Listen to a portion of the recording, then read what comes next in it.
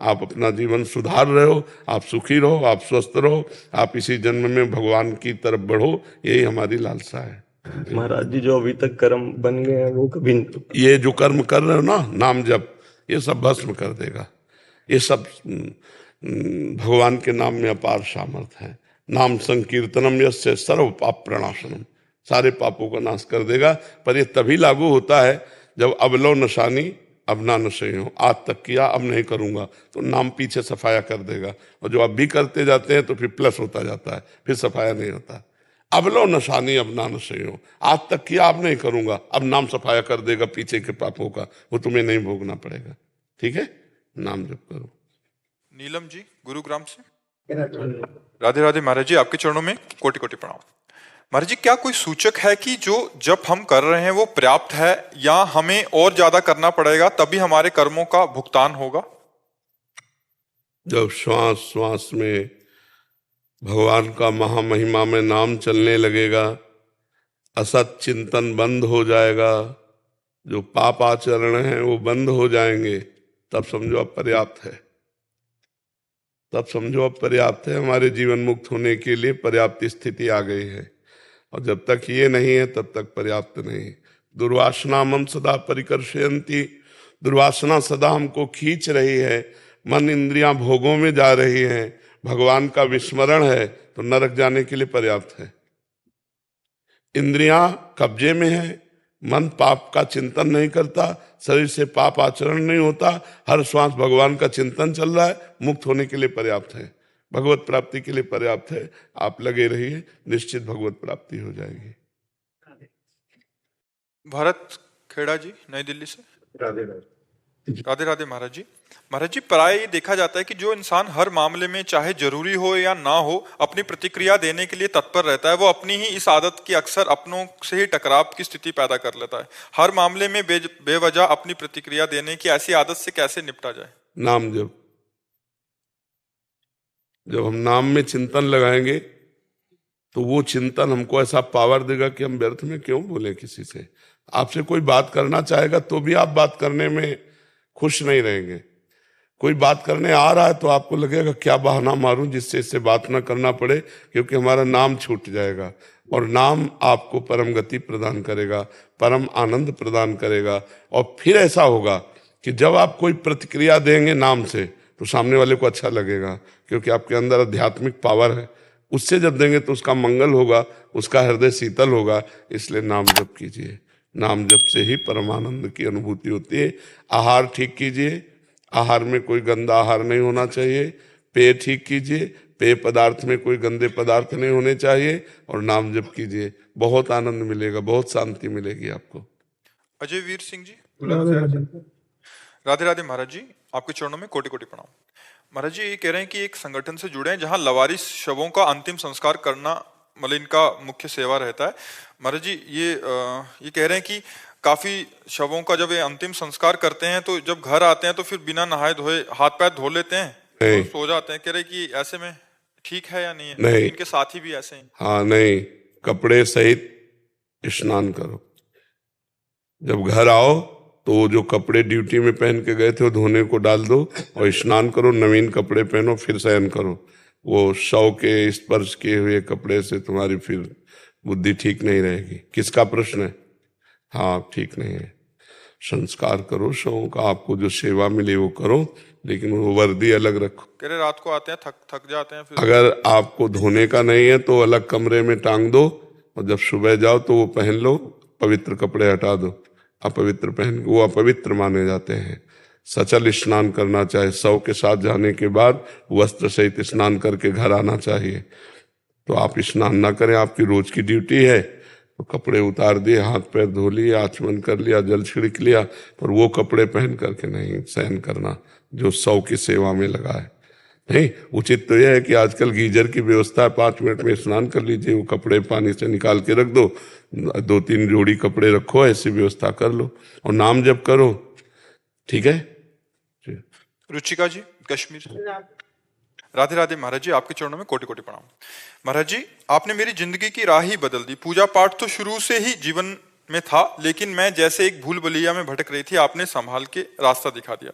महाराज जी, मेरा एक प्रश्न है कि प्रभु आखिरी वक्त हो तो जिह्वा पर राम नाम और ध्यान में आप, तो क्या मोक्ष मिलेगा या संत जन्म? आपने कहा था कि एक संत को हिरन में आसक्ति हो गई तो हिरन का जन्म मिला। तो हिरन भगवत विमुख जीव है।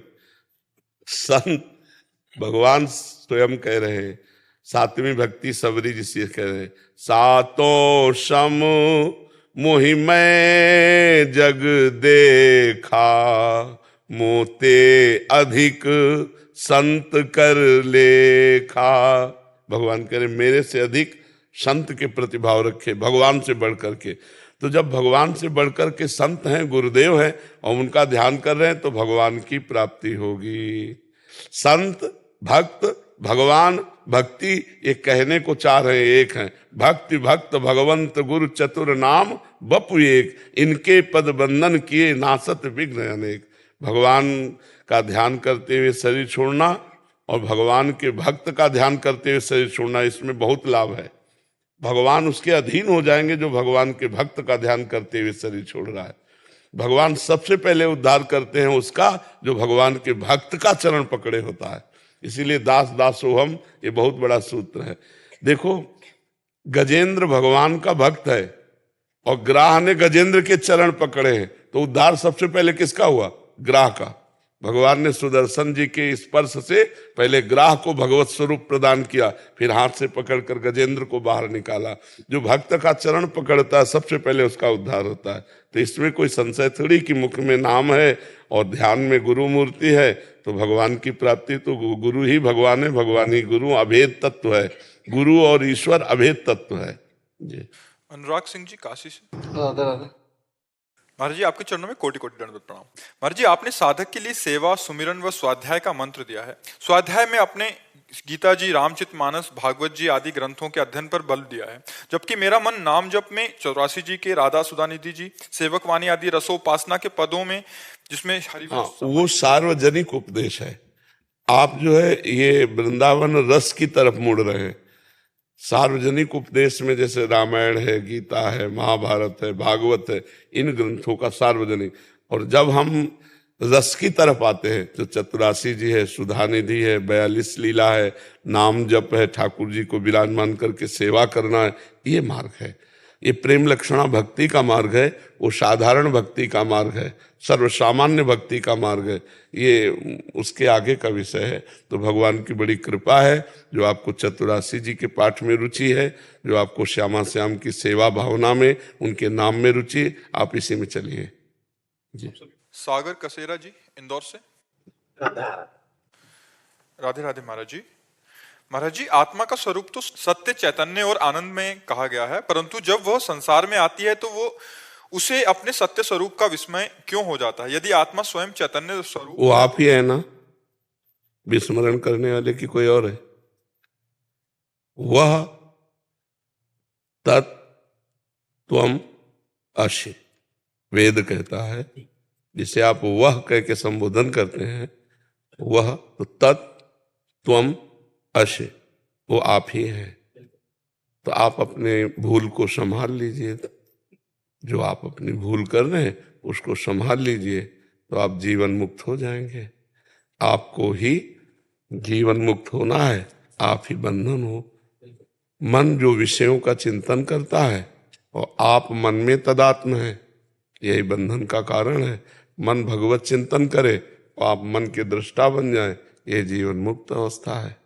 आपने ही बंधन स्वीकार किया है तो आपको ही मोक्ष प्राप्त होगा।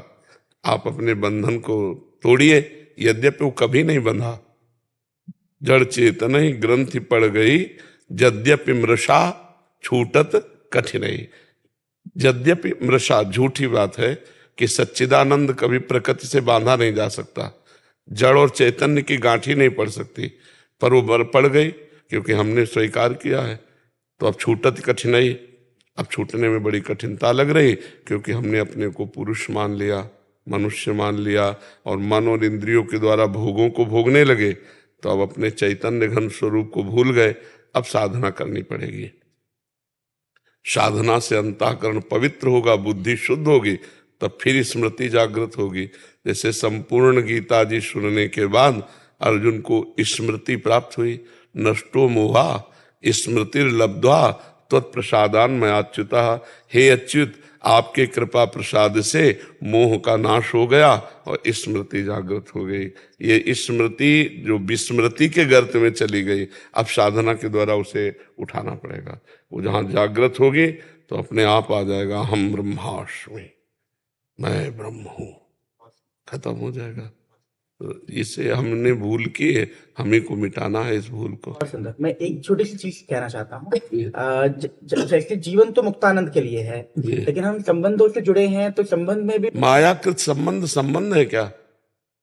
स्वप्न में आप एक बादशाह बने, लाखों करोड़ों की प्रजा हुई, रानी हुई, महल हुए, जगे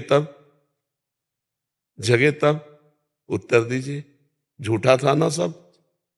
उमा कहूं मैं अनुभव अपना, सत हरि भजन जगत सब सपना। मान रहे ना? ये झूठे संबंधों की अध्यात्म में महत्ता नहीं है, अध्यात्म में महत्ता नहीं, व्यवहार में महत्ता है। तो ज्ञानी पुरुष भी व्यवहार को सम्यक रूप से निभाता है, लेकिन सत्य मानकर नहीं, स्वांग मानकर। तुम किसी के पति हो तो पति का स्वांग कर रहे, किसी के पुत्र हो तो पुत्र का स्वांग कर रहे, लेकिन तुम्हें पता है ना मैं पति हूं ना मैं पुत्र हूं, मैं आत्मस्वरूप निर्विकार सच्चिदानंद हूं। जब ये स्थिति रहती है तो उसे जीवन मुक्त महापुरुष कहते हैं। ठीक है। अनुज दिल्ली से। शेरवंश गुरुदेव। महाराज जी, आपके चरणों में कोटि नमन। गुरुदेव, रोज आपका सत्संग और एकांतिक वार्तालाप सुनता हूं, जिसे सुनकर ये 5 बातें आजीवन के लिए गांठ बांध ली हैं। मांस ना खाना, मदिरा सेवन ना करना, पराई स्त्री के प्रति कुविचार नहीं रखना, राधा नाम जप करना, कर्म समर्पण योग। महाराज जी, मेरा प्रश्न यह है कि ग्रस्त में रहते हुए अपनी रोज की दिनचर्या में क्या ऐसी और कोई खास बात भी है जिसे हमें विशेष ध्यान रख? बस ये 2 खास बातें हैं, कर्म समर्पण और नाम जप। वो तो निषेध है, निषेध को एक बार निषेध कर दिया, उसका चिंतन तो करना नहीं है। चिंतनीय विषय है कि जो हमें कर्म समर्पण करना है उसमें गंदगी न मिलने पावे। जैसे हम ठाकुर जी के लिए रसोई बनाते हैं तो अच्छी व्यवस्था करते हैं कि भाई ये छूना नहीं ठाकुर जी के लिए, ऐसे ही हम हर कर्म ठाकुर जी को समर्पित करेंगे। तो प्रतिकूलस्य विसर्जनम, भगवान की आज्ञा के प्रतिकूल कोई कर्म नहीं होना चाहिए। अनुकूल कर्म हो, पवित्र कर्म हो, भागवदर्थ कर्म हो, उनको हम भगवत समर्पित करें। और कर्म करते करते मामनुस्मर, भगवान का स्मरण कर, कर्म कर रहे हैं राधा राधा, भगवत स्मरण कर रहे हैं, भगवत समर्पित कर रहे हैं, इसी से भगवत प्राप्ति हो जाएगी। गृहस्थ में रहते हुए भी इसी में शुद्ध वैराग्य, शुद्ध ज्ञान, शुद्ध भक्ति, जो आकांक्षा करोगे वही जागृत हो जाएगी। जब नाम रूपी धन एकत्रित हो जाएगा तो माला माल हो जाओगे। खूब नाम जप करो और पवित्र कर्म भगवान को समर्पित करो। ये तो सर्वाणि कर्माणि मयि सन्न्यस्य मत्पराहा, अनन्ये नैव योगेन माम ध्यायन्ति उपासते, तेषां माम समुद्धरता मृत्यु संसार सागरात्। भगवान कह रहे हैं जो सारे कर्म मेरे को समर्पित कर देता है, ये तो सर्वाणि कर्माणि मयि सन्न्यस्य मत्पराहा, मेरे परायण होकर अपने सारे कर्म मेरे को अर्पित कर देता है, उसका उद्धार मैं करता हूं। तेषां हम समुद्धरता मृत्यु संसार सागरात्। खूब अच्छे से चलो। त्रिविक्रम जी उड़ीसा से। राधे राधे महाराज जी। महाराज जी, मैं आपका सत्संग नियमित रूप से सुन रहा हूँ, नाम जप भी करता हूँ। स्वरूप का ज्ञान होने से भी मैं इसी बोध को व्यवहार में पूर्ण रूप से नहीं ला पा रहा हूँ। वो व्यवहार लायक ही नहीं है। परमार्थ का जो स्वरूप है वो तो केवल अपने अनुभव का है। व्यवहार लायक तो देह है, देह से व्यवहार करो। देह से जो व्यवहार हो रहा है उसको अपने में मत मिलाओ। भाई यही तो स्वरूप बोध है। मान लो देह का खाना पीना, उठना बैठना, भोगना, नाना प्रकार के व्यवहारों में जाना, पति पुत्र परिवार संबंधों में रहना, बिल्कुल संसारी पुरुष जैसे देह से व्यवहार हो रहा है, लेकिन आप बिल्कुल अलग हैं, अंदर से बिल्कुल अलग है। ये मेरे द्वारा नहीं हो रहा, प्रकृति के गुणों के द्वारा ही गुणों का बर्ताव हो रहा है। शांत एकदम, उसे व्यवहार में नहीं लाया जाता। वो तो परमार्थ है। वो अनुभव गम में भजे जे संता, वो तो अनुभव का विषय है। बस जान लिया मैं कौन हूं, व्यवहार वैसे ही कर रहे हैं। शिष्य बनकर गुरु के आगे, बेटा बनकर माता पिता के आगे, पति बनकर पत्नी के आगे, पिता बनकर पुत्रों के आगे, समाज में वैसे व्यवहार। अब मान लो आप कोई पदाधिकारी हो तो आपको वैसे ही व्यवहार करना पड़ेगा, लेकिन आप अपने स्वरूप में स्थित है, सब आत्म स्वरूप है। ज्ञानी ऐसे व्यवहार करता है जैसे अपने शरीर में हम सब प्रियता का व्यवहार करते हैं और भेद का भी व्यवहार करते हैं। गाल छू जाए तो हाथ नहीं धोते, लेकिन गुदा छू जाए तो हाथ धोते हैं, अपनी ही तो गुदा है ना। तो ऐसे ही व्यवहार, अगर जहां हमें फोड़ा हो गया तो अपना ऑपरेशन भी करवाते हैं, तो ऐसे ही अगर कोई दुष्ट पुरुष है तो उसका ऑपरेशन भी जरूरी दंड विधान के द्वारा। वो व्यवहार में बिल्कुल सम्यक संसारी पुरुष जैसा रहता है, लेकिन ज्ञान में उस स्वरूप में रहता है। स्वरूप कभी व्यवहार में नहीं उतारा जाता, स्वरूप अंदर अनुभव का विषय है। हमने जान, जैसे 4 घंटे के लिए कोई राजा रानी बने पैसा के लिए नाटक में, तो उसको प्रतिपल याद रहता है मैं रानी नहीं हूं, मैं अमुक हूं। केवल 4 घंटे के लिए राजा बना हूं या रानी बने हूं। ऐसे ही ज्ञानी को प्रतिपल ये बोध रहता है मैं शरीर नहीं हूं, मैं किसी का पुत्र पिता पत्नी ये जितने संबंध है मैं नहीं हूं, ये मायाकृत है और मैं इनका दृष्टा हूं, मैं इनका साक्षी हूं। समझ पा रहे आप जी?